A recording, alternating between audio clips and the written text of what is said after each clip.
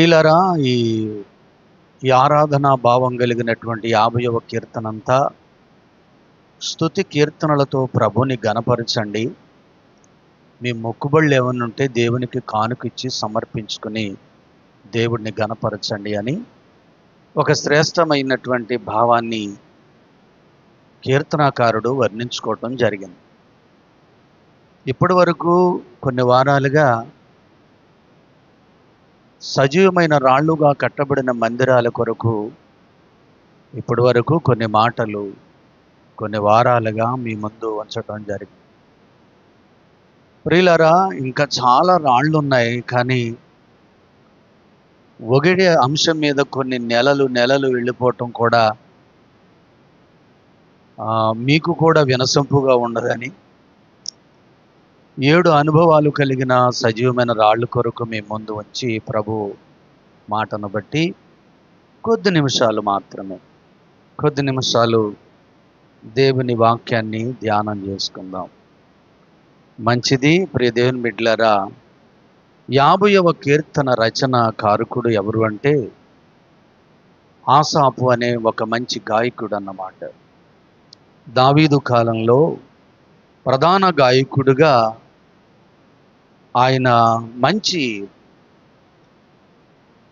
ప్రధాన స్థానంలో ఉండి గాయక బృందానికి ప్రధాన గాయకుడిగా ఉండేవాడు.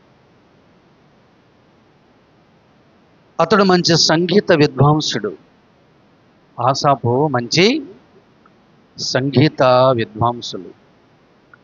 ఈ సంగీత విద్వాంసులైనటువంటి ఆసాపు ఈ మాటలు దైవ ప్రేరితుడై ఆరాధించటం ప్రారంభించారు. ప్రభునందు దేవుని బిడ్డలారా, దైవ ధ్యానంలో ఈ కీర్తన రాస్తూ దైవ ఆరాధనలో కొన్ని మాటలు మన మధ్య ఉంచారు. మొదటి వచనం ఏమన్నాడంటే, తూర్పు దిక్కు మొదలుకొని పడమటి దిక్కు వరకు భూనివాసులు రమ్మని ఆయన పిలుచుచున్నాడు. సంపూర్ణ సౌందర్యం గల సియోనులో దేవుడు ప్రకాశించుచున్నాడు అని. ఎక్కడి నుండి భూ ప్రజలను పిలుస్తున్నాడు అని అంటే, సియోనులో నుండి ఆ భూ ప్రజలను, సమస్త ప్రజలను పిలుస్తున్నాడు. ఎందుకు పిలుస్తున్నాడు అన్నది పాయింట్. 6వ వచనానికి వచ్చేటప్పటికి దేవుని బిడ్డలారా, 5వ వచనం, ఆయన తన ప్రజలకు న్యాయము తీర్చుటకై బలర్పణ చేత నాతో నిబంధన చేసుకుని నా భక్తులను యొద్దకు సమకూర్చుడని మీది ఆకాశమును భూమిని పిలుచుచున్నాడు. ఇక్కడ 2 జనాంగాలను పిలుస్తున్నాడు. ఒకటి, సమస్త ప్రజలను పిలుస్తున్నాడు సియోనులో నుండి. 2, బలి అర్పణ చేత నిబంధన చేసుకున్న ప్రజలను పిలుస్తున్నాడు. మొదటిగా నిబంధన చేసుకున్న ప్రజలు ఎవరు అని అంటే, ఆదికాండంలో 15వ అధ్యాయము 9 నుంచి, ప్రియ స్నేహితులారా, కొన్ని మాటలు మనకి జ్ఞాపకం చేస్తూ ఉంటాయి. 3 ఏండ్ల పెయ్యను, 3 ఏండ్ల మేకను, 3 ఏండ్ల పొట్టేళ్లను, ఒక తెల్ల గువ్వను, ఒక పావురపు పిల్లను నా యొద్దకు తెమ్మని ఆజ్ఞాపించుచున్నాడు. దేవుని బిడ్డలారా, ఆ సమయంలో విశ్వాసులకు తండ్రి అయిన అబ్రహాముతో ప్రభు చెబుతున్న మాట, ఇప్పుడున్న ఇరాకు ప్రాంతమైన గలదిగా చూడండి, ఊరు అనే ప్రాంతం నుండి, పట్టణం నుండి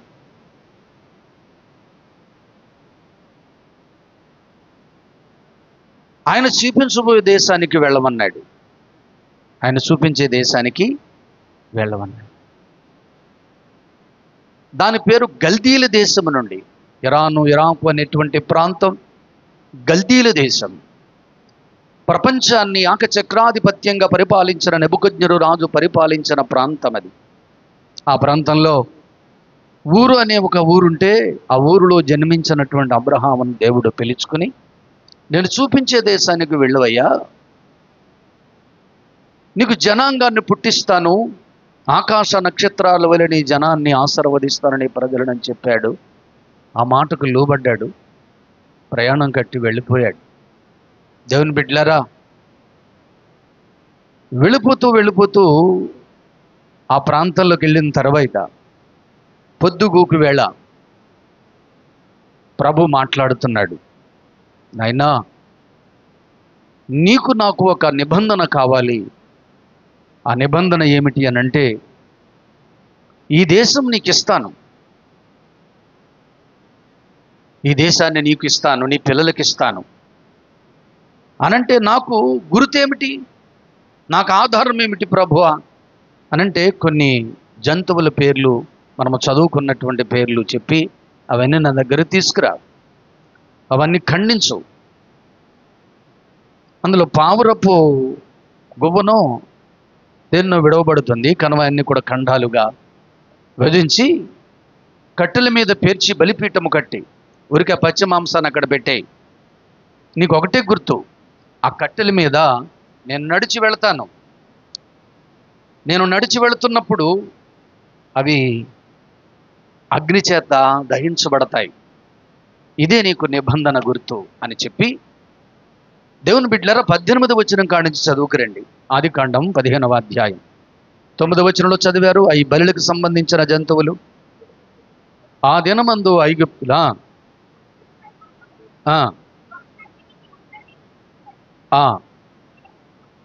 చెప్పమ్మా, కెననీలను, కెనెజ్జీలను, అమ్మా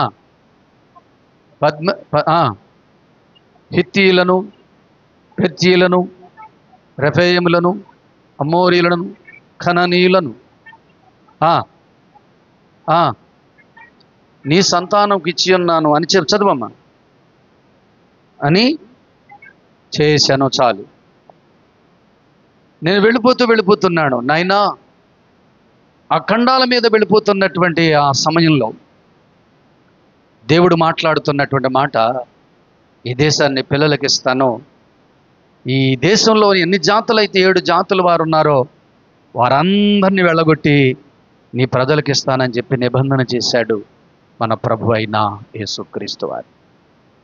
దేవుని పిల్లలారా, నిబంధన ఎప్పుడైతే చేశాడో నిబంధనకు గురిగలిగి విశ్వాసాన్ని పట్టుకుని అబ్రహాము ఆ విశ్వాసంతో, మరి ఎప్పుడు జరుగుద్ది ప్రభు, నాకు పిల్లలు లేరు, ఏంటి పరిస్థితి అనంటే, ఏం బాధపడకు, కంగారు పడకు, నీకు పిల్లలు పుడతారు, కంగారు పడతావు ఎందుకు, 75 సంవత్సరాల వయసులో పిల్లలు పుడతారన్నాడు. 100 సంవత్సరాలు వచ్చేసింది, అయినా పిల్లలు పుట్టట్లే. ఆయన విశ్వాసం సన్నగిలిందా అమ్మా? 25 సంవత్సరాలు దేవుని వాక్కు కొరకు ఎదురు చూశాడే తప్ప ఎక్కడా సన్నగలలే. దేవుడిచ్చిన వాగ్దానం తన గడియలలో, తన ఏర్పాటులో జరుగుతుంది. అంతవరకు మనకు ఓపిక ఎక్కడిది? క్రైస్తవులకు ఓపిక తక్కువండి. క్రైస్తవులకు చెప్పండి, ఓపిక తక్కువ. ఏమండి, ఖండించబడినటువంటి మాంసం మీద నడిచి వెళ్ళి అగ్ని చేత దహించు అగ్ని అయిన దేవుని మాటిస్తే ఎంత ఆశ్చర్యం. ఆయన మాటగా కనికిస్తే, ఆయన స్వరంగా కనికి వినబడితే, ఆయన మాట తప్పే దేవుడు మాత్రము కాదు. మనం తప్పుతాం. వచ్చేస్తామయ్యా ఈ ఆదివారం అంటాం, రాం, తప్పుకుపోతాం. వచ్చేస్తానయ్యా ప్రభు సంస్కార ఆరాధనకు అంటాం, రాం, తప్పుకుపోతాం. మనం ఎవరు? మనుషులం. కానీ తప్పుకుపోవడానికి ఆయన నరమానవుడు కాదు. నజరేయుడైన యేసుక్రీస్తు సృష్టికర్త అయిన దేవుడు, మనం ఆరాధిస్తున్న యేసయ్య. ఇలాంటి మహిమోన్నతమైన సర్వశక్తుడైన కృపా సమృద్ధి కలిగిన దేవాత దేవుడు అంటున్నాడు, బలి అర్పణించినటువంటి అర్పణ కలిగినటువంటి ప్రజలకు రండి అంటూ అక్కడ అంటున్నాడు. దేవుని బిడ్డలారా, ఒక అద్భుతమైనటువంటి మాట,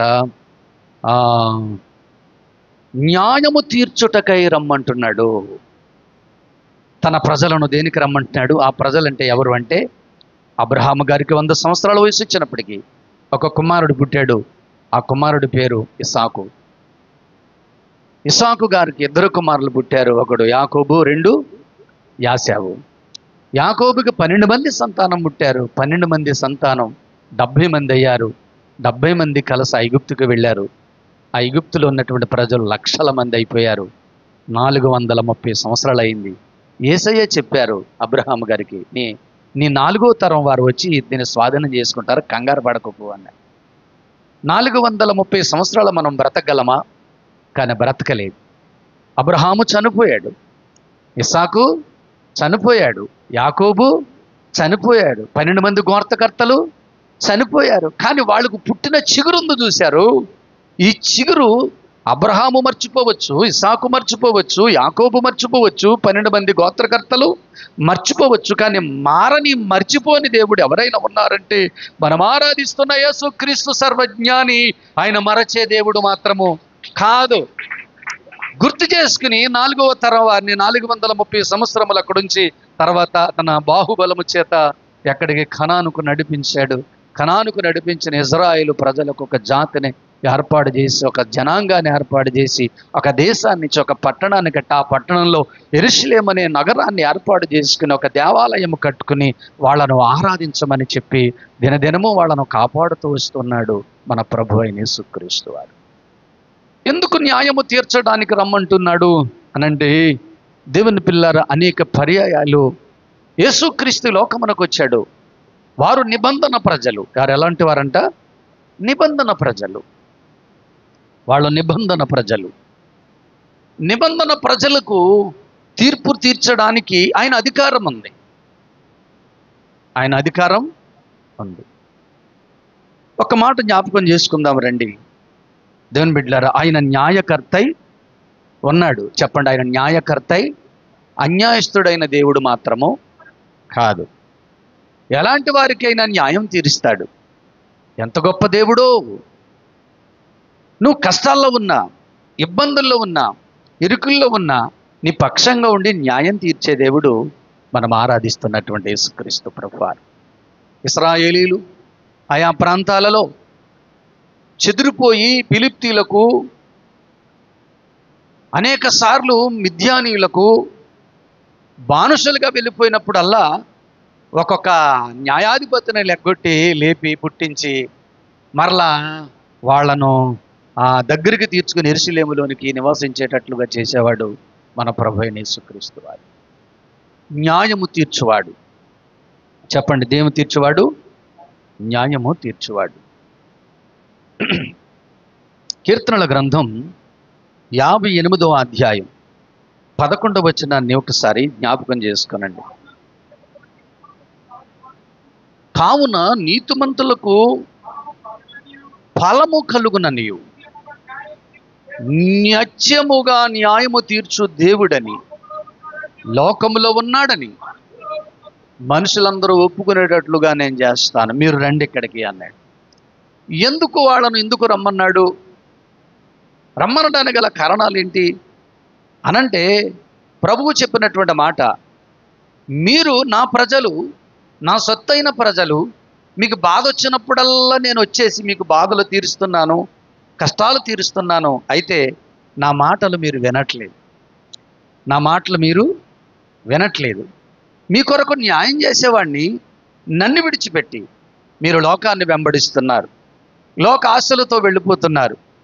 కనుక నాకు బాధ అనిపించి అప్పుడప్పుడు మిమ్మలను నేను విసర్జిస్తున్నాను.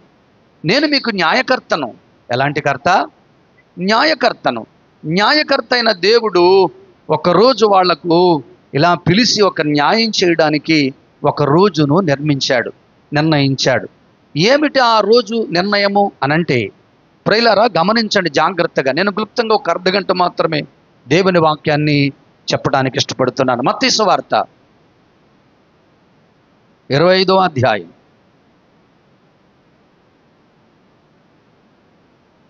31-32 వచనాలు.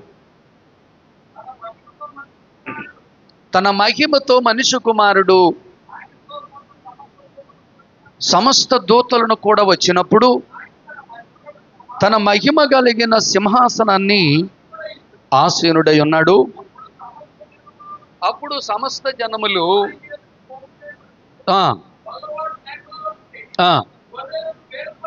వేరుపరచునట్లు కుడివైపున గొర్రెలను, ఎడమవైపున మేకలను, రాజు కుడివైపున ఉన్న వారిని చూచి నా తండ్రి చేత ఆశీర్వదించబడిన వారులారా రండి, లోకము పుట్టినది మొదలుకొని మీ కొరకు సిద్ధపరిచిన రాజ్యమును స్వతంత్రించుకొనుడి. చాలు, చప్పట్లతో ప్రభుని ఘనపరచండి. మీరు గమనించాలి, ఈ తీర్పు ఒక రాజు స్థానములో చేస్తున్నాడు. అంటే ఇశ్రాయేలు ప్రజలకు ఒక రాజుగా భూలోకానికి వచ్చి ఆయన రాజ్య పరిపాలన చేసే ముందు ఈ తీర్పు ఎప్పుడయ్యా అనంటే, జాగ్రత్తగా మీరు వినండి. సంఘము ఎత్తబడిన తర్వాత, సంఘమంతా ఎత్తబడిన తర్వాత, ఇప్పుడున్న మనం ప్రజలము, ప్రభుని నమ్ముకున్న ప్రజలము, క్రీస్తు రక్తంలో కడగబడిన పిల్లలము ఆ తీర్పులో ఉండం. మనమందరం ఎక్కడ ఉంటాం అనంటే, దేవుని బిడ్డలారా, ఆయన పరదేశంలో ఉంటాం. చెప్పండి, ఎక్కడ ఉంటాం? పరదేశంలో ఉంటాం. దేవుని బిడ్డలారా, 7 ఏండ్ల విందులో అక్కడ ఉంటాం. మహిమ కలిగిన ప్రాంతం అది. దేవుని అద్భుతమైన ఆ నగరం, ఆ నగరంలో జీవిస్తాం. జీవిస్తూ ఉంటుండగానే దేవుని బిడ్డలారా, దేవుని సన్నిధిలో 7 సంవత్సరముల విందు జరుగుతూ ఉంటుండగా భూమి మీద తన కార్యకలాపాలను దేవుడు జరిగించుకుంటూ ఉంటాడు. ఏమిటి ఆ కార్యకలాపాలు అనంటే, 3.5 సంవత్సరములు శ్రమలు, ఇంకొక 3.5 సంవత్సరములు మహాశ్రమలు. 3.5 సంవత్సరముల శ్రమల వ్యవధి కాలంలో ఒక మాస్త్ర శ్రమలు వస్తాయి ఈ భూమి మీద ఉన్న ప్రజలకు, విడవబడిన ప్రజలకు, ఇశ్రాయేలీల జాతికి. ఎందుకంటే యేసుక్రీస్తు ప్రభువారిని దేవుడని వాళ్ళు అంగీకరించరు. యేసు ప్రభు దేవుడని వాళ్ళు అంగీకరించరు. ఎవరు? ఇశ్రాయేలీలు. ఒక ప్రవక్త, మా సహోదరుడు, మా తమ్ముడు, లేక మా అన్నయ్య, మా యోసేపు గారి యొక్క మా చిన్నాన్న గారి కుమారుడు, మా పెదనాన్న గారి కుమారుడు, మా మరియ మా సోదరి గారి కొడుకు, అంతే తప్ప మేము దేవుడిగా మాత్రము అంగీకరించము అని ఇశ్రాయేలీలు ఇప్పుడు కూడా దేవుని యొక్క నామంలో క్రీస్తుని దేవుడిగా అంగీకరించరు. కనుక దేవుని బిడ్డలారా, వారినందరినీ సమకూర్చి మనము ఎత్తబడిన తర్వాత, దేవుని బిడ్డలారా, 7 ఏండ్లన్నర అయిన 3.5 సంవత్సరములు అయిన తర్వాత 2 సాక్షులు పరలోకాన్ని నుంచి వస్తారు. 2 సాక్షులు పరలోకాన్ని నుంచి వచ్చి యేసుక్రీస్తుని గురించి చెబితే వారిని చంపేస్తారు. 3 రోజులు శవాలై ఉంటాయి. తర్వాత 3వ రోజున జీవాధిపతి అయిన దేవుడు జీవాత్మను పంపిస్తాడు, వాళ్ళను లేపుతాడు. అదృశ్యంగా వాళ్ళు పరలోకానికి వెళ్ళిపోతారు. ఆ 7 సంవత్సరాలు అయిపోయిన కాలంలో, ఆ మధ్య కాలంలో 1000 ఏండ్లకు ముందు 7 ఏండ్ల శ్రమల కాలము ముగింపులో, అప్పుడు ప్రభువైన దేవుడు జరుగుతున్న సందర్భం, తన మహిమతో మనిషి కుమారుడు ఆయనతో కూడా సమస్త దూతలను వెంటబెట్టుకుని, చెప్పండి ఎవరు ఎలాంటి వారిని? మహాదూత. ఎలాగంటే యోధా పత్రిక 14వ అధ్యాయం 15వ వచనం చదవండి. యోధా పత్రిక 14వ అధ్యాయం 14-15 వచనం, అధ్యాయం ఒకటే, క్షమించండి. యోధా పత్రికలో అధ్యాయం అనేది ఉండవు, ఒకటే, 14-15 వచనాలు. ఆదాము మొదలుకొని 7వ వాడైన నోహు మొదలుకొని వీరిని గురించి ప్రవచించుచున్నారు. ఇట్లనను, ఇదిగో అందరికీ తీర్పు తీర్చుటకును భక్తిహీనులందరినీ భక్తిహీనముగా చేసిన భక్తిహీన క్రియలను బట్టి భక్తిహీనులైనటువంటి పాపులను కొరకు తీర్పు తీర్చు విరోధముగా చెప్పిన కఠినమైన మాటలను గూర్చి వారిని ఒప్పించుటకును. చూడండి, ప్రభువు తన వేవేల పరివారముతో, పరిశుద్ధుల పరివారముతో వచ్చాడు. వచ్చి ఏం చేశాడు అంటే, అక్కడ కూర్చుని న్యాయం తీర్చడానికి నిలబడి ఉన్నాడు. ఎవరి గురించి చెప్పాలి? ఎవరి గురించి? భక్తిహీనుల గురించి. ఎవరు? దేవుని పిల్లలారా, వారు భక్తి చేస్తున్నారు ఇశ్రాయేలీలు, కానీ యేసుక్రీస్తు దేవుడిని అంగీకరించకుండా వాళ్ళు ఇంకా భక్తిహీనులుగానే మిగిలిపోయారు. సమస్త ప్రజలు, ఆ దేశానికి సంబంధించిన సమస్త ప్రజలను పిలిచి న్యాయం తీరుస్తున్నాడు. సందర్భం అది, న్యాయము తీరుస్తున్నాడు. ఎందుకు నన్ను నమ్ముకోలేదు? ఎందుకు నన్ను ఆరాధించలేదు? ఎందుకు నన్ను స్తుతించలేదు? ఎందుకు నన్ను ఘనపరచట్లేదంటే అప్పటికి యూదులలో కొద్దో గొప్ప ప్రభువును నమ్ముకునేవారు ఉంటారు.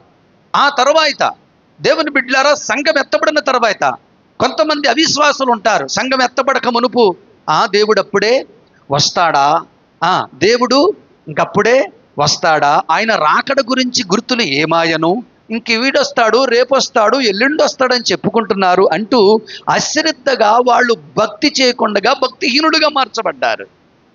ఆహా, ఆయన రాకడ గురించి ఏమాయింది, నేను వచ్చేస్తున్నాను తీసుకెళ్ళిపోతానన్నాడే అని అశ్రద్ధగా ఉంటూ దేవుని మందిరానికి రాకుండగా, పరిశుద్ధంగా బ్రతక్కోకుండగా, యేసయ్యను అంగీకరించుకోకుండగా, మరి బాప్తిజాలు తీసుకోకుండా నటించే భక్తి కలిగిన భక్తిహీనుడు చాలామంది ఉంటారు. దేవుని మందిరానికి వస్తారు, ఆరాధిస్తారు, ఘనపరుస్తారు, కొన్ని విడిచిపెట్టకుండగా నామకర్థమైన క్రైస్తవ జీవితాన్ని గడిపే భక్తకోటి జనాంగం ఉంటారు. అట్లాంటి వారు భక్తిహీనులు అంటాను. ఒకవేళ ఇప్పుడే వస్తే నీ స్థితి ఏమవుద్దో. అలాంటి భక్తిహీనమైన జనాంగం విడవబడతాడు. ఆ తర్వాత దేవుని బిడ్డలారా, మరి 666 ముద్ర వస్తుంది. ముద్ర వేసుకుంటేనే ఈ లోక సంబంధమైన వ్యాపారాలలో నువ్వు చేయి పాలు పుచ్చుకుంటావు. అలాంటి పరిస్థితి ఉండదు. వాళ్ళేమనుకుంటున్నారంటే, యేసు ప్రభువును నమ్ముకున్నాము, నామకర్థంగా జీవించాము, ఏదో వెళ్ళినట్టు వెళ్ళాము, ఉన్నాయన్ని అన్ని కూడా అక్కడే ఉంచేసుకున్నాము, సరైన భక్తి మనము చేయలేదు, సరైన ఆరాధన మనము చేయలేదు, సంఘమేమో ఎత్తబడ్డది, వాక్యం చెప్పే నాదుడు కరువయ్యాడు, అయ్యో ఇక్కడి నుంచి యేసుక్రీస్తు ప్రభు మరలా వస్తాడు, వచ్చి మనకు న్యాయం చేస్తాడు, ఆయన వచ్చేంత వరకు నేను నమ్మకంగా ఉంటాను. ఇదిగో ఎంతమంది కొట్టినా, ఎంతమంది కొరడాలతో హింసించినా, ఎంతమంది రంపాలతో కోసినా, ఎంత హింసించినా, ఇదిగో ఒకవేళ మాకు ఈ ప్రభుత్వ పరంగా ఏదైనటువంటి మాకు రాకపోయినా పర్వాలేదు, ఇదిగో మాకు వచ్చే భయం ఏమీ లేదు, మేము చచ్చిపోవటానికి ఇష్టపడతాం తప్ప ఇదిగో మీరు చేసే పనులకు మేము పాలు పంపులు పొందుకోం, మీరు చేసే ఆరాధనలో మేము పాలు పంపులు పొందుకోమని తీర్మానం కలిగి ఒక అద్భుతమైనటువంటి ఘట్టంగా నివసించే ప్రజలు కొంతమంది ఉంటారు. వారు తరవబడుతూ ఉంటారు. వాళ్ళు ఏమంటారమ్మా, తరవబడుతూ ఉంటారు. అంత మాత్రమే కాదు, అప్పటికే దేవుని బిడ్డలు 1000 ఏండ్ల పరిపాలనకు ముందు 7 సంవత్సరాల ముగింపులో అప్పటికే ఈ ప్రపంచ రాజ్యాలన్నీ ఏకమైపోతాయి. ఈ ప్రపంచ రాజ్యాలన్నీ ఏకమై యెరూషలేము మీదకి దండెడతా ఉంటారు. ఇప్పుడు దండేసి వాళ్ళ మీద యుద్ధం చేయడానికి వెళుతున్న సందర్భంలో వీళ్లను ఒక పక్క అన్య జనాంగమైన ప్రజలను, ఒక పక్క దేవుణ్ణి నమ్ముకుని అల్లాడిపోతున్న ప్రజలను, ఇశ్రాయేలీలో దేవుణ్ణి నమ్ముకుని సృష్టికర్తని యేసుని ఆరాధిస్తున్న పిల్లలను హింసిస్తున్న ఒక పక్కన వారు పరుగులు పెడతా ఉంటారు. ఒక పక్క ఇశ్రాయేలు కూడా పారిపోయి వెళ్ళిపోయి కొండ గుహల్లో దక్కుంటారు. ఆ సందర్భంలో వేవేల పరివార దూతముతో యేసుక్రీస్తు ప్రభు ఎక్కడి నుంచి అయితే వెళ్ళాడో, ఎక్కడి నుంచి వెళ్ళాడు, ఎక్కడి నుంచమ్మా, ఎక్కడి నుంచి వెళ్ళాడు? లలితకు గట్టిగా చెప్పు, కరెక్ట్గానే చెప్పావుగా. మోరియా. ఎక్కడి నుంచి వెళ్ళాడమ్మా, ఎవరికి తెలీదా?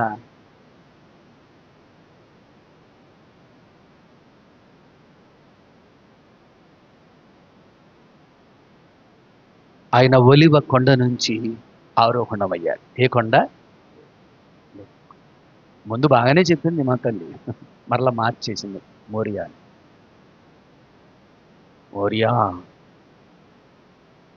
ఒలివ కొండ నుండి ఆయన వెళ్ళాడు, మరలా అదే కొండ మీదకి వస్తాడు. జకర్యా గ్రంథం 14వ అధ్యాయం ప్రకారం ఆయన అడుగు పెట్టగా ఏమైపోద్ది, అక్కడ పెద్ద లోయ, కొండల్లో పారిపోతున్న వారందరూ ఆ లోయలోకి వస్తారు. అప్పుడు ఆ శత్రువులను సంహరించి సింహాసనం వేసుకుని కూర్చుండబెట్టి అప్పుడు పిలుస్తాడు, రండి నా ప్రజలారా, మీకు న్యాయము తీరుస్తాను. అప్పుడు ఆ ప్రజలు వస్తారు, యూదా జనాంగం. యేసు ప్రభుని నమ్ముకుని కొత్త నిబంధన సంఘం భూలోకములో ఉన్నంతసేపునేమో నటించారు, నటగలిగిన భక్తి చేశారు, నటించే జీవితాన్ని గడిపారు. చేస్తే చల్లగా అన్న ఉండాలి, లేకపోతే ఎచ్చగా అన్న ఉండాలి. నులివెచ్చని నీళ్లు తాగితే రొంపట్టేది. మన భక్తి కూడా అంతే. నీళ్లు బాగా కాగాలి, లేదా సన్నీళ్ళన్నా అప్పుడే పొయ్యి మీద ఎట్టి ఊరికి ఎచ్చన పడ్డా కింద రొంపట్టేది.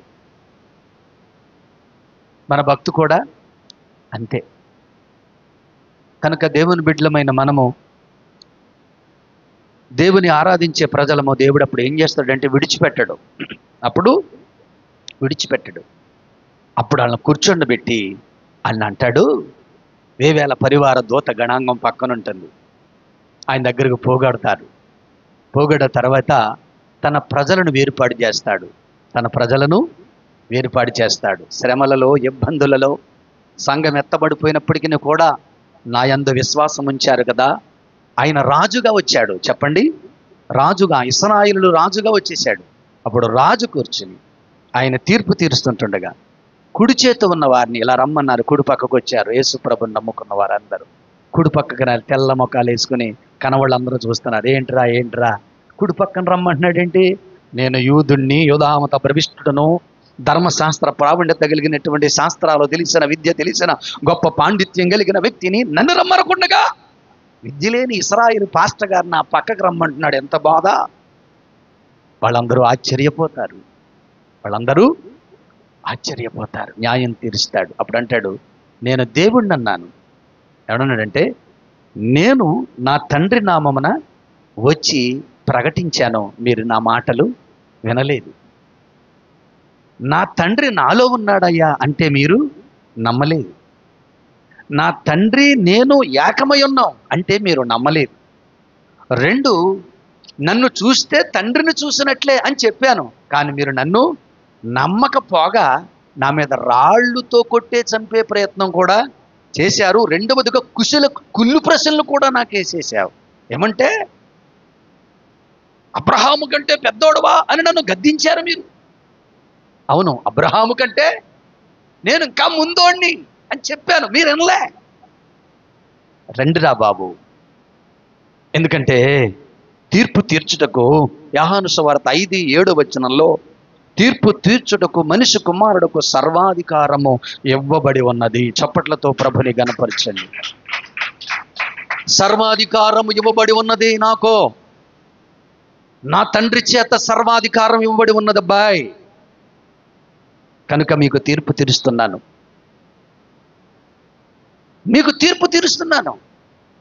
మీరందరూ నా తండ్రి చేత ఆశీర్వదించబడ్డారు గనుక మీ కొరకు ఒక రాజ్యాన్ని సిద్ధం చేశారు. అక్కడికి వెళ్ళిపోండి. చెప్పండి, అక్కడికి వెళ్ళిపోండి.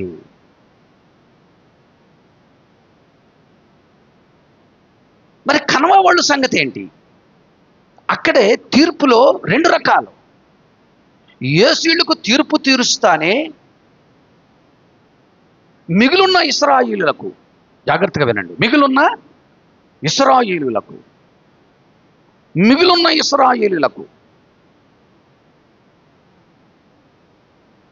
ఆయన తీర్పు కుడి పక్కన ఉన్న వారిని వెళ్ళిపోమన్నాడు. మిగిలిన యూదుల గురించి చెబుతున్న మాట. మరి వాళ్లకు ఎవరు తీర్పు తీర్చాలి అంటే, యేసుప్రభుని నమ్ముకుని వెంబడించిన 12 మంది శిష్య బృందం ఉన్నారు చూశారు, వాళ్లకు తీర్పు తీర్చాలి. ఎవరు వాళ్ళకి తీర్చాలి చెప్పండి? యేసుప్రభును నమ్ముకుని 12 మంది హతసాక్షులుగా మార్చబడ్డారు కదా. 12 మంది శిష్య బృందం. పేతురు, యోహాను, ఆంద్రెయ, ఫిలిప్పు, జబదయి కుమారులు, వీళ్ళందరూ కూడా 12 మంది అపోస్తలులు ఉన్నారు కదండి. మరి వాళ్ళకు వాగ్దానం ఇచ్చాడు, ప్రభువా ఇళ్ళులను, పొలాలను, వ్యాపారాలను, బంధువులను, అక్కచెనులను, స్నేహితులను, తల్లిదండ్రులను, అన్నదమ్ములను, ఆస్తిని, మా వేటను, పడవలను, వలను, సముద్రాన్ని, సమస్తాన్ని విడిచిపెట్టి నిన్ను వెంబడిస్తున్నాం, మాకేం ఫలము అని అడిగారు. మత్తయి సువార్త 19వ అధ్యాయం.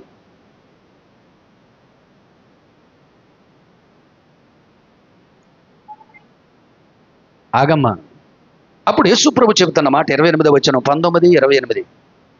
యేసు వారితో ఇట్లేనను, ప్రపంచ పునరుద్ధానమందు మనుష్య కుమారుడు తన మహిమ గల సింహాసనం మీద ఆసీనుడై ఉన్నప్పుడు నన్ను వెంబడించిన మీరు 12 సింహాసనం మీద ఆసీనులై ఇశ్రాయేలు 12 గోత్రములకు తీర్పు తీరుస్తారు. చప్పట్లతో ప్రభుని గణపరచండి.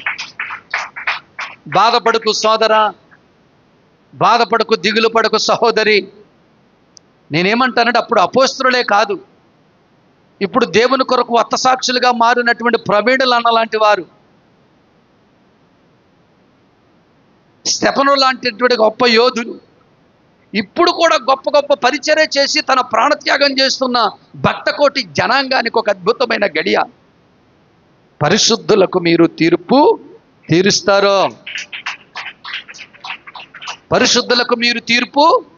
ఇంకొక మాట చెప్తాను, జాగ్రత్తగా వినండి. మనము తీర్చబడకోకుండా ఉండాలంటే ఇప్పుడు భూలోకంలో కొంతమందిని తీర్పు చేయకూడదు. మనం జాగ్రత్తగా వీళ్ళు దగ్గరికి తీర్పు తీర్చాలి. మత్తయి సువార్త 7వ అధ్యాయం 1వ వచనంలో చదవండి. అమ్మా, మీరు తీర్పు తీర్చకుడి, అప్పుడు మిమ్మల్ని గురించి తీర్పు తీర్చబడదు. చప్పట్లతో ప్రభుని గణపరచండి. తెలియక ప్రతి వంకర పనికి వెళ్ళి తీర్పు తీర్పుతూ ఉంటాం.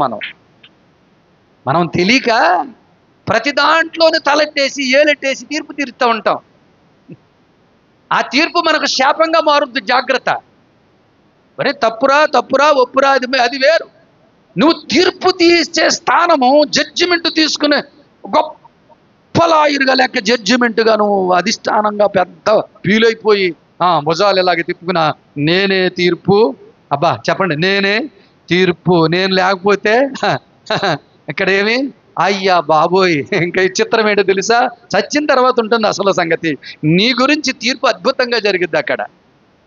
డబ్బు తీసుకుని తీర్పు తీర్చావా? బంగారం తీసుకుని తీర్పు తీర్చావా? ప్రలోభాల కోసం నీకున్నటువంటి రాజకీయ లబ్ధి కొరకు తీర్పు తీర్చావా? అసలు నీ తీర్పేంటబ్బాయ్ అని చెప్పి తండ్రి అయిన దేవుడు, లోకరక్షకుడైన దేవుడు, మహాచక్రవర్తి అయిన దేవుడు, వేవేల పరివార దూతల సమూహముతో ఆయన కూర్చుని సింహాసనం మీద ఒక పక్క ఎవరైతే మాట వినలేదో పాతాళానికి పంపిస్తాడు. ఎవరైతే క్రీస్తు మాట వినలేదో పాతాళములో ఒక స్థలం ఉంది. తీర్పు దినం వరకు. ఎప్పటి వరకు అండి? తీర్పు దినం వరకు. తీర్పు దినం వరకు ఒక స్థలము ఒకటి ఉంది. యోధాపత్రిక 6వ వచనం చదవండి తల్లి. యోధాపత్రిక 6వ వచనం. మహాదినము జరుగు తీర్పు దినం వరకు కావలిలో తన ప్రధానత్వము నిలుపుకొనక తమ నివాస స్థలమును విడిచిపెట్టిన దేవదూతల తిరుగు మహా తీర్పు జరుగు దినము వరకు కటిక చీకటి నిత్య పాశములో పాతాళములు వాటిని బంధించాడు అని రాయబడి ఉంటుంది. ఇప్పటి వరకు ప్రభుని ఎరగకుండగా చనిపోయిన వారందరూ తీర్పుకి కావలలో అక్కడ ఉంటారు. ఎక్కడ? కటిక చీకటి బిళాములో. దేవదూతలు పాపం చేసిన వాళ్లను కూడా కటిక చీకటి బిళాములో ఉంచాడు. ఎక్కడది? పాతాళంలో. పాతాళములో కటిక చీకటి బిళాములో వాళ్లను తీర్పుకు కావలలుగా ఉంచాడు. వాళ్ళ పక్కన చనిపోయిన ఆత్మలన్నీ కూడా, ప్రభుని ఎరగని ఆత్మలు కూడా, యేసుక్రీస్తును నమ్ముకుని నటించే భక్తి కలిగిన ప్రజలు చచ్చిపోతే భక్తి కలిగిన ప్రజలు నటించే భక్తులను కూడా కటిక చీకటి బిళాములో తీర్పుకు కావలగా అక్కడ ఉంచుతాడు. దేని చేత బంధిస్తాడో తెలుసా? నిత్య పాశములతో బంధిస్తాడు. దేనితో తల్లి? నిత్య పాశములతో బంధిస్తాడు. ఇనుప సంకుళ్ళు కాదు, నిత్య పాశము. ఆ నిత్య పాశము దేవుడే ఏర్పాటు చేస్తాడు. ఒక సంకిళ్ళు కాదు, ఇనుప సంకిళ్ళు కాదు, బంగారపు సంకిళ్ళు కాదు, ఇత్తడి సంకిళ్ళు కాదు, రాగి సంకిళ్ళు కాదు, సత్తి సంకిళ్ళు కాదు, తాడు పనిముట్లు కాదు, ఈ లోక సంబంధమని ఏవి కావో మహిమ కలిగిన దేవుడు పాతాళములో ఆ కటిక చీకటి బిళ్ళాములో ఒక అద్భుతమైన ఒక ఘట్టం పెట్టాడు. నిత్య పాశము. నిత్య పాశము. చిన్నప్పుడు మనం యమగోళ సినిమా చూసాం కదా. ఆయన చేతిలో ఒక పాశం ఉంటుంది. ఎలాగంటే ఆ పాశం వదిలితే చెప్పండి ఆ పేడాన్ని లాక్కొచ్చేద్దంట. ఇన్ని సినిమాలు చూడలేదు మనం. అలాంటి పాశ్యం కాదు ఇది. చచ్చిన తర్వాత పాతాళములో కటిక చీకటి బిళాములో నిన్ను బంధించే పాశ్యం ఉంది. ఇటు అటు కదలడానికి చెప్పాలి, కుదరదు. అక్కడ జరిగే వింతలు వేరు, ఇంకన్నీ చెప్పడానికి సమయాలు లేవు. అద్భుతమైన వింతలు జరుగుతాయి అక్కడ. నిత్య పాశములతో బంధించబడినవో పురుగు ఆత్మ, ఇక గంతిలే గంతులు. వేదనకరమైన స్థలం అది. కిందొక పక్క ఆ భయంకరమైన స్థలంలో కింద నుంచి క్రిమి కీటకాల మీదకొస్తాయి. ఏమొస్తాయి తల్లి? క్రిమి కీటకాల మీదకి వస్తాయి. ఏం చేస్తాయి పాస్టర్ గారు? నీకు అసలు సమస్య లేదు. అవి ఎలాగొస్తాయి తెలుసా? ఎలాగొస్తాయి? ఎలాగొస్తాయంట? 11వ వచనం 14వ అధ్యాయం యెషయా గ్రంథం. నీ మహాత్యము నీ స్వరమండలమును స్వరమును పాతాళములో వేయబడను, నీ కిందున్న పురుగులు వ్యాపించి కీటకములు నిన్ను కప్పును. ఎలా కప్పుతాయి? ఒళ్ళు జలతలు వెళ్తుంది. ఇప్పుడు కొలకొలకొలకొల్లాడుతున్న జాంకాయ ఎంక చూసేనే. జాంకాయ పైన బాగానే ఉంటుంది సోదరుడా డేవిడ్ రాజు. ఆ కోసేటప్పటికి ఏమవుతుందంట? నా అల్పాహారము జాంకాయలే కదా, యేసు రక్తమే జయం. నా అల్పాహారం ఏంటి? అవి కోస్తుంటే మా సోదరి చెట్టి అట్టుకొస్తుంది ప్రత్యేకంగా మా అక్క. యేసు రక్తమే మా అక్కను కాదు దీవించును కాక తింటున్నాను కాబట్టి. వాళ్ళు చెట్టు కాయలు తింటున్నాను నేను. కొనుక్కొచ్చిన కాయలు కోస్తుంటే ఏమవుతున్నాయండి? తెల్లటి పురుగులు వస్తున్నాయండి. అలాంటి పురుగులు కాదు, ఇంకా విచిత్రకరమైన క్రిమి కీటకాలంట. ఎలాగొస్తాయి? కింద నుంచి పాగుతాయి. చెప్పండి, కింద నుంచి. ఆ పురుగు లోపలికి వెళ్ళిపోగలదు. చెప్పండి, లోపల అవయవాలకు. అంటే మనకు శరీరం ఎలాగైతే ఉందో ఆత్మ సంబంధమైన శరీరం కూడా ఉందంటాడు పౌలు. భౌతికంగా ఈ భూమి మీద బ్రతికే శరీరం ఎలాగుందో ఆత్మ సంబంధమైన శరీరం ఉంది. ఆ శరీరానికి కూడా బాధలు ఉన్నాయి, శిక్షలు ఉన్నాయి. ఆ శరీరానికి సంబంధించిన పురుగులు ఉన్నాయి. ఆ శరీరానికి సంబంధించిన క్రిమి కీటకాలు ఉన్నాయి. నటించే భక్తి చేయొద్దు. అప్పుడు ఆ పాతాళంలో జరిగిన వింతలు ఏంటో తెలుసా? కింద నుంచి లోపలికి వెళ్ళిపోయి గుండెల్లో నుంచి వచ్చేసి శుభ్రంగా అన్ని కూడా వెళ్ళిపోయి కెలిక్కెట్టేసి ఇవన్నీ తెమిల్చేసి ఇవన్నీ కూడా వచ్చేసి గొంతంటా వచ్చేసి ఇలా గొంతులో నుంచి నోట్లోకి వచ్చి ఆ క్రిమి కీటకాల కుట్ల కింద మరలా ముక్కులోనికి వెళ్ళి ముక్కుల్లో నుంచి ఇలా చెవులోనికి వచ్చి చెవుల్లో నుంచి వచ్చి మళ్ళీ నోట్లోనికి వెళ్ళి నోట్లో నుంచి వచ్చి మరలా ముక్కులోనికి వచ్చి ముంగురంధ్రాల గంట మళ్ళీ కళ్ళల్లోనికి వెళ్ళి కళ్ళల్లో నుంచి నెత్తంట పాకి మరలా కాళ్ళలోకి వచ్చి మరలా అవయవాలంతా కడిగి మరలా నోట్లోనికి వచ్చి ఇలా కక్కుతా ఉంటే ఆ భయంకరమైన వేదన కలిగిన స్థలము శాశ్వతమైనదే. మరి యేసుప్రభుని నమ్ముకుంటే, యేసుప్రభుని నమ్ముకుంటే అబ్రహాము రొమ్ము, పరదేశ స్వాస్థ్యం, పరమండలం, పరలోక భాగ్యం. కనుక దేవుని పిల్లలారా, ఒక మాటను మీకు జ్ఞాపకం చేయడానికి నేను ఇష్టపడుతూ ఉన్నాను. మనుషులు చేయు ప్రతి పనికి తీర్పు తీరుస్తాడు దేవుని పిల్లలారా. మనుషులు చేయు ప్రతి పనికి ఆయన తీర్పు తీరుస్తాడు. పేతురు రాసిన 2వ పత్రిక 9వ వచనం చదివి సహాయం చేయండి.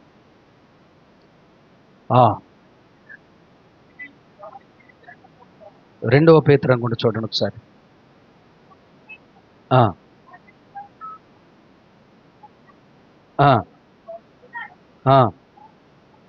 మొదటి పేతురు పత్రిక చదవండి. చదివమ్మా, మధ్యలో ఆప్ చేస్తారండి, నాకు అర్థం కావట్లేదు. మీరు ఆయనను చూడకపోయినను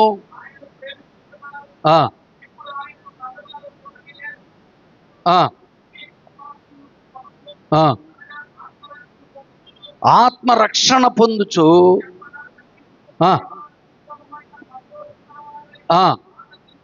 దేవునికి మహిమ కలుగునుగాక. హల్లెలూయా, హల్లెలూయా. కనుక ప్రభునందు దేవుని బిల్లరా, ప్రభుని నమ్ముకున్న మనందరమీ మన దైనందినటువంటి జీవితంలో, మనందరి దైనందిన జీవితంలోకి అద్భుతమైనటువంటి మాట పలుకుతూ ఉన్నాడు. పేతురు రాసిన 2వ పత్రిక 2వ అధ్యాయంలోనే దేవుని బిడ్డలారా 9వ వచనం నేను ముందు చెప్తున్నా. 2వ పత్రిక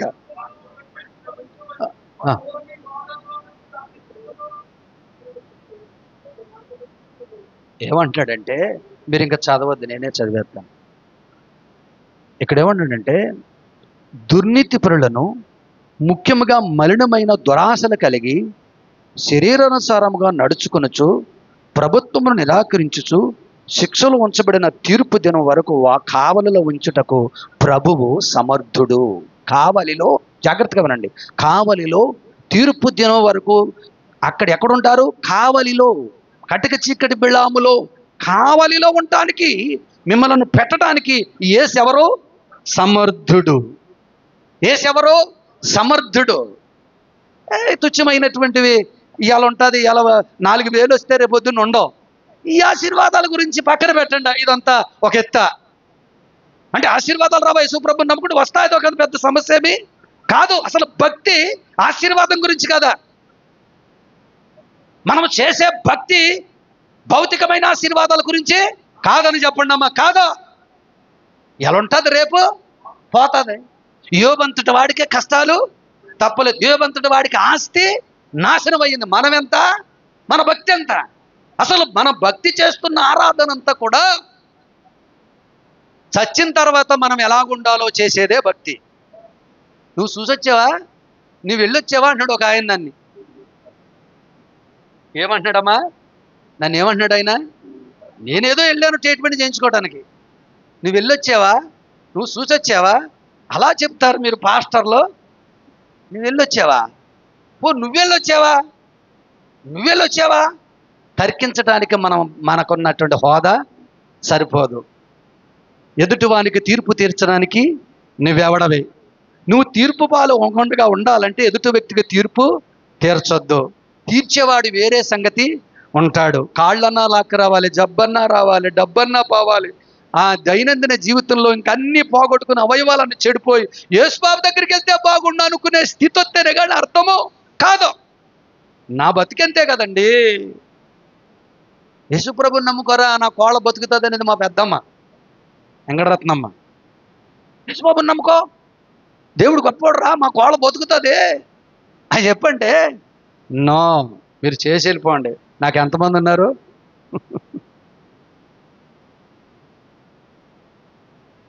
నాకు ఎంతమంది ఉన్నారమ్మా? నేను తెల్లారలేగితే ఏంటనుకుంటున్నావు? నేను చేసే ఆరాధన ఏంటనుకుంటున్నావు? ఎన్నో అష్టస్తోత్రాలు అని మరి సాయిసులు చేసుకునేవాడిని. మీరు మాత్రం చేసుకుని వెళ్ళిపోండి. మీరు మాత్రం చేసుకునేది.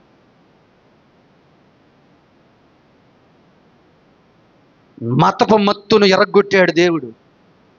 కడక అందరినీ దేవుడిని పిలిచాను, దేవుడా నా భార్యను బతికించు, నన్ను బతికించు. ఎవరైనా ఉన్నారా? అమ్మ, అయ్యా, తండ్రి, నాన్న అందరినీ. వాళ్ళు వీళ్ళని లేదు, నేను ఆరాధించిన దేవుళ్ళలో అందరినీ.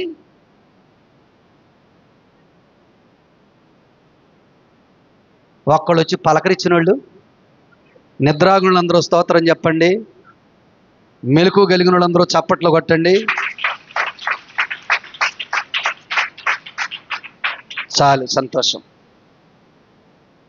అందరూ వెళ్ళిపోయారు.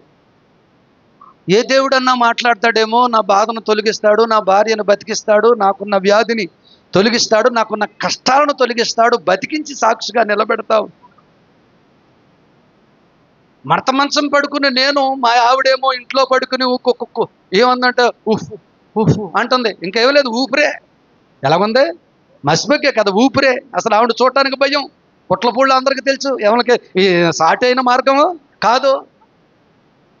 చచ్చిపోయారు. అయ్యో పిల్ల, పాడి పిల్ల, 3 మగపిల్లల్ని కనుక్కుంది. ఏ పాపం చేసిందో, అయ్యో ఇదేం కర్మ, చచ్చిపోతున్నారు ఇద్దరును. ఈడేమో ఏండ్రుము తాగేసాడంట, ఆవిడేమో రేపో మాపో గుట్టకలు మింగుతుంది. అయ్యో అనుకున్నారు నా ప్రజలు, నా గ్రామస్తులందరూ ఆశ్చర్యపోయారు. 25 సంవత్సరాల కింద పుట్టినోళ్ళకే తెలిసి తప్ప 25 సంవత్సరాలు దాటి పుట్టినోళ్ళందరికీ ఈ సంగతి ఎవరికే తెలియదు. 26 సంవత్సరాలు నేను ప్రభువుని నమ్ముకుంది, సేవకొచ్చి 25. ఇంత ఖచ్చితంగా ఎందుకు చెబుతున్నానంటే, ఇక చచ్చిపోతాను దిక్కులేక, ఇక దేవుడా నాకు మా కుటుంబానికి ఇది ఒక శాపం. చిన్నప్పుడు మా తమ్ముడు నేను చిన్నగా ఉన్నప్పుడు, నడుస్తూ ఉన్నప్పుడు, ఆడు పాగుతున్నప్పుడు మా నాన్న చచ్చిపోయాడు. ఇప్పుడు మా పిల్లలు చిన్నవాడు పాగుతున్నప్పుడు నేను కూడా చచ్చిపోతున్నాను, నా భార్య చచ్చిపోతుంది. తమ్ముడా, నా పిల్లలు నీ పిల్లలు అనుకోరా, వాళ్ళకి అప్పచెప్పి ఇక జీవితాన్ని విడిచిపెట్టడానికి ఏడుస్తున్నాను. కానీ దైవజనుడు వచ్చాడు, మా ఆత్మీయ తండ్రి, వాక్యం చదువుతున్నాడు. అదంతా ఒక పక్కన వాక్యం చదువుతుంటుండగానే నా గుండెల్లో వణుకు, నా గుండెల్లో దడ తగ్గిపోయింది. పాస్టర్ గారు ప్రార్థన చేదురుగా రండి అన్నాను. అసలు యేసుప్రభు చర్చి అంక చూసేవాడిని కదా, అంత దుర్మార్గుడు నేను. ఇప్పుడున్న వాళ్ళందరూ మంచోళ్ళే, ఇప్పుడున్న వాళ్ళందరూ మంచోళ్ళే. నన్ను అడిగితే చర్చి అంక అన్న చూస్తున్నారు. నేను ఎలాంటి వాడిని? చర్చి అంక చూడటానికి ఇష్టం ఉండేది కాదు నాకు. దేవుడు మందేవుడు కదా, మనకు దేవుళ్ళు 3 మంది ఉన్నారు, మనకు బాబు. కళ్ళు మూసుకో అన్నాడు, కళ్ళు మూసుకున్నాను. మా ఆత్మీయ తండ్రి తల్లిలిద్దరూ ప్రార్థన చేస్తున్నారు. ఒక అగ్ని నా ఎదురుగుండగా దిగింది. అగ్నిలో నుండి ఆ మహోన్నతుడైన దేవుడు యేసు క్రీస్తు ప్రభు ముండ్ల కిరీటం ధరించుకుని స్పష్టంగా చూశాను ఆయన ముఖాన్ని.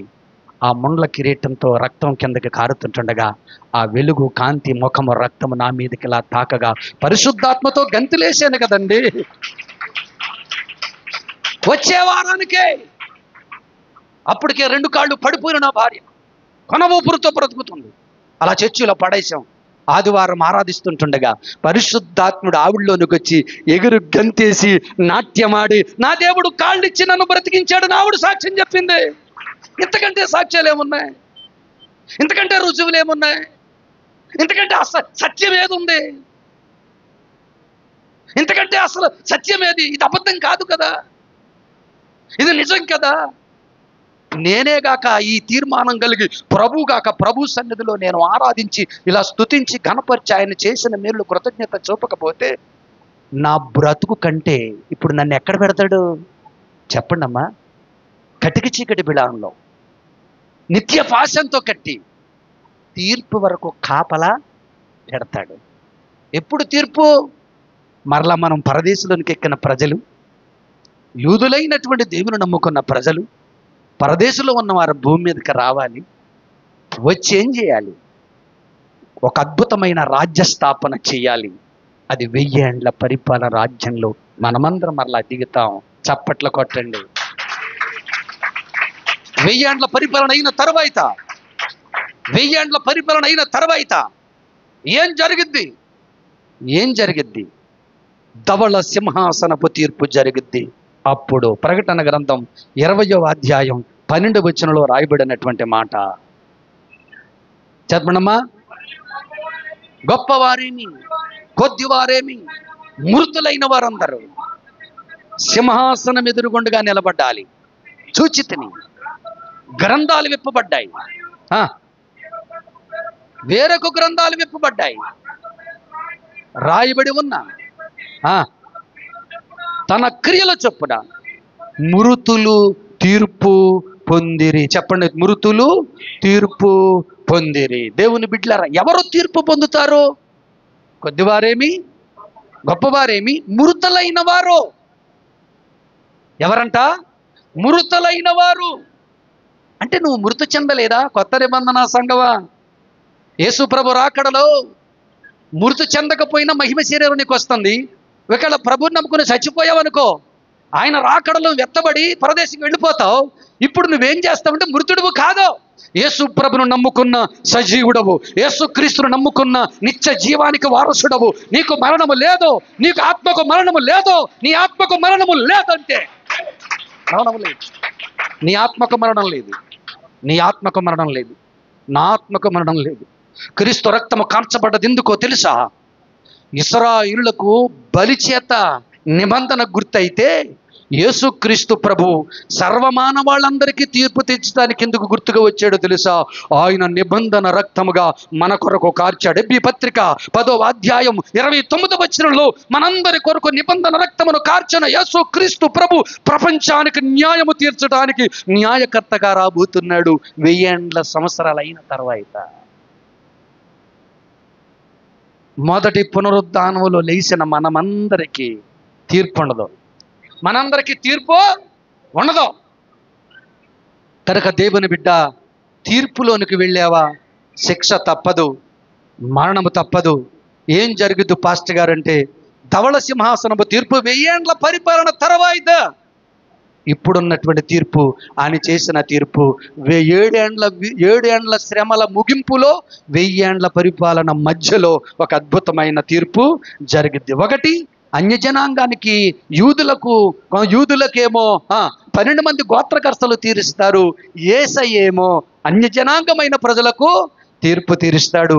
తీర్పు తెచ్చి నీ క్రియల ఫలాన్ని బట్టి నువ్వు అనుభవిస్తావు. దేవుని బిడ్డలారా, నువ్వు చేసిన ప్రతి పాపం మొదటి తిమోతేయులకు రాసినటువంటి పత్రికలో దేవుని బిడ్డలారా 5వ అధ్యాయంలో 24వ వచనంలో రాయబడిన మాట, ఓ తండ్రి, నేను చచ్చిపోయాను కదా, ఎన్ని పాపాలు చేశానో ఎవరూ చూడట్లేదు కదా, ఎన్ని హత్యలు చేశాను ఎవరూ చూడట్లేదు కదా, ఎన్ని మానభంగాలు చేశాను ఎవరూ చూడట్లేదు కదా, ఎంత లంచగొండితనం చేశాను ఎవరు చూడలేదు, నేను చచ్చిపోయాను కదా, చచ్చిపోయిన తర్వాత ఎవరు చూస్తారు అనుకుంటున్నాం మనం. కానీ చచ్చిపోయినా నువ్వు చేసిన క్రియాఫలం మంచిదైనను చెడ్డదైనను దేవుని బిడ్డలారా నీకు కూడా వస్తుంది, నీకు ముందు నడుస్తుంది. మొదటి తిమోతేయులకు రాసిన పత్రిక 5వ అధ్యాయం 24వ వచనం, కొందరి పాపములు తేటగా కనబడుతున్నవి, న్యాయపు తీర్పునకు ముందుగా నడుచుచున్నవి, న్యాయపు తీర్పుకు ముందుగా నడుచుచున్నవి. మరి కొందరి పాపాలు వారి వెంటే పోగొట్టుకుని భుజాన్ని వేసుకుని మోసుకొచ్చి అక్కడ నిలబెడతాడు. ఇప్పుడు న్యాయ సింహాసనపు తీర్పు అక్కడ ధవళ సింహాసనము కాదు, ఇదిగో అన్యజనాకు తీర్చే తీర్పు. నీ పాపాలన్నీ బుడిలోపేసి నీ బొడ్డ బుసరకాయ పిసికేటట్లుగా చేస్తాడు. నువ్వు నరకంలోకి వెళ్ళి పాతాళంలోనికి వెళ్ళి అక్కడ ఉన్నటువంటి ఆ బిళాములో, కటిక చీకటి బిళాములో కావలలో ఉంచటానికి ఆయన సమర్థుడు. ఒక మేలు చేసావా, ఇంకో అద్భుతమైన దేవుడిని నమ్ముకుని ఫలభరితమైన జీవితాన్ని గడిపావంటే నీకు అద్భుతమైన గడియ అదే పరదేశి పట్టణం. చప్పట్లతో ప్రభుని కనపరచండి. దేవుని బిడ్డలారా, అందుకనే ఆయన న్యాయకర్త అన్నాడు. బలర్పణ చేత బలర్పించిన ప్రజలకు తీర్పు తీరుస్తాడు, అన్యజనాంగమైన ప్రజలకు తీర్పు తీరుస్తాడు. ఎందుకయ్యా తీర్పు అంటే, ఇశ్రాయేలులకు నిబంధన కలిగినటువంటి గుర్తిచ్చాను, వాళ్ళ వాగ్దానం పిల్లలు, మీరేమో స్వరక్తమిచ్చి సంపాదించిన పిల్లలుగా నేను మిమ్మలను రమ్మన్నాను, నా నిబంధనలోనికి మీరు రాలేదు గనుక తీర్పు న్యాయమే అంటాడు. దేవునికి ఎదిరించేవాడెవడండి? దేవునికి ఎదిరించి బతికేవాడెవడండి? దేవుని ఎదుర్కొని ఢీకొనే సత్తా ఎవరికి ఉందండి? ఆయన ఎదుర్కోగలమా? ఆయన ఎదిరించగలమా? ఆయనతో పోట్లాడగలమా? ఆయనతో యుద్ధము చేయగలమా? ఆయనతో మాట్లాడగలమా? అగ్ని అయిన దేవుడు దహించి భస్మము చేస్తాడు. ఆయన దహించు అగ్ని అయిన దేవుడు. చప్పట్లతో ప్రభుని గణపతి. కనుక దేవుని మాటలు జ్ఞాపకం చేస్తుంటాను. న్యాయస్థానం దగ్గరికి వెళ్ళకముందే న్యాయమంతుడైన యేసు నీ కొరకు ఒక నిబంధన రక్తాన్ని కార్చాడు. ఏ రక్తాన్ని? నిబంధన రక్తాన్ని కార్చాడు. 24వ వచనం, కొందరు మానుకున్నట్లుగా సమాజముగా కూడుట మానుకొనక హెచ్చరించుడు ఆ దినము సమీపించిన మీరు చూచిన కొలది మరి ఎక్కువగా అలాగా ప్రేమ చూపుడు సత్కారము చేటుకు ఒకరినొకడు పురుకొల్పవలసినదిగా మీ కొరకు బతుమాలు కొనుచున్న. ఇది క్రీస్తు కొరకు నిర్మించబడిన నిబంధన కలిగినటువంటి ఒక దినం. క్రీస్తు రక్తము మనందరి కొరకు. చూడండి, ఎబ్రీ పత్రిక ఎబ్రీ పత్రిక దేవుని బిడ్డలారా 12వ అధ్యాయం, ఎబ్రీ పత్రిక 12వ అధ్యాయం ఒకసారి చదువుదాం. 24వ వచనం, 12:24, కొత్త నిబంధనకు మధ్యవర్తిని యేసునందుకు ఏ వేలు కంటే మరి శ్రేష్టము గల ప్రోక్షణ రక్తమునకు మీరు వచ్చుచున్నారు. చప్పట్లతో ప్రభుని గణపరచండి. యేసుక్రీస్తు రక్తము కిందకి రావాలి. యేసుక్రీస్తు రక్తము ప్రతి పాపమును కడుగుతుంది, ప్రతి మనుషుడును పవిత్రపరుస్తుంది, ప్రతి కుటుంబాన్ని దీవెనకరంగా శాపమును తొలగించే ఒకే ఒక రక్తం, అద్భుతమైన రక్తం, అభిషేకించబడిన రక్తం, పవిత్ర రక్తం, నిష్కళంకుడైన రక్తం, నిందారహితుడి రక్తం, పాపులలో చేరక ప్రత్యేకించబడిన రక్తం యేసు రక్తం. ఆ రక్త నిబంధన కిందకి రావాలి. ఎవరైనా సరే, డబ్బు ఉంటుంది పోతుంది, ఆస్తి ఉంటుంది పోతుంది, ఘనత ఉంటుంది పోతుంది. ఇదంతా ఒక వ్యక్తి అయితే, మనుషుడు చనిపోయిన తర్వాత ఆ ఆత్మ ఎక్కడికి వెళుతుంది అన్నది అద్భుతమైన రహస్యం. అది చచ్చిన తర్వాత తెలుస్తుంది. బ్రతుకుండగానే పరిశుద్ధ గ్రంథం ఉంది, చదవండి, పరిశుద్ధ గ్రంథాన్ని ధ్యానించండి. వివరించినటువంటి తెలివి లేకపోతే, నాకు లాంటి వారు కాకపోయినా నాకంటే గొప్ప సేవకులు ఉన్నారు, వాళ్ళన్నా తెలుసుకుని ఇదేంటి సత్యము గ్రహించండి. యేసుక్రీస్తు అందరికీ దేవుడు, ఆయన ఆరాధ్య దైవము. న్యాయకర్త అయి ఉన్నాడు. యూదులకు న్యాయం తీరుస్తాడు, అదే పక్షంగా 12 మంది గోత్రకర్తలు తీరుస్తారు. అన్యజనాంగానికి యేసయ్య అదే పక్షంగా ఉండి ఆయన సింహాసనం వేసి తీర్పు తీరుస్తాడు. మీ పాపాలన్నీ ముందు వెళ్ళిపోయి అక్కడ కూర్చుంటాయి, నీతో పాటుగా ఆయన పిలిచినప్పుడు వెళ్తాయి. చక్కగా కూర్చుని నువ్వు అబద్ధం ఆడటానికి అవకాశము లేదు, తెర మీద కనపడతాయి. నువ్వు దొంగతనం చేసావో, అబద్ధం ఆడావో, మోసం చేసావో, లంచకొండవో అని చూడండి, నువ్వు చేసిన ప్రతి పాపము నీ ఎదురుగుండగా ఉంటే అబద్ధం ఆడటానికి అవకాశం లేదు. కనుక నీ మూటే కట్టుకుంటాం, నీకు ముందు వెళ్ళిపోతాయి, అవకాశాలు తప్పించుకునేవేమీ లేవు. మంచి చేసావా, మంచి ఫలాలు అక్కడ ఉంటాయి, నీ కూడా ఉంటాయి, నీకు ముందెళ్ళి అక్కడ కూర్చుంటాయి. నా తండ్రి చేత ఆశీర్వదించబడిన వారులారా, ఇదిగో లోకం పుట్టినది మొదలుకొని మీ కొరకు సిద్ధపరిచిన రాజ్యం, అదే పరలోక పట్టణం చేరుకోండి అంటున్నాడు. దేవునికి స్తోత్రం, హల్లెలూయా.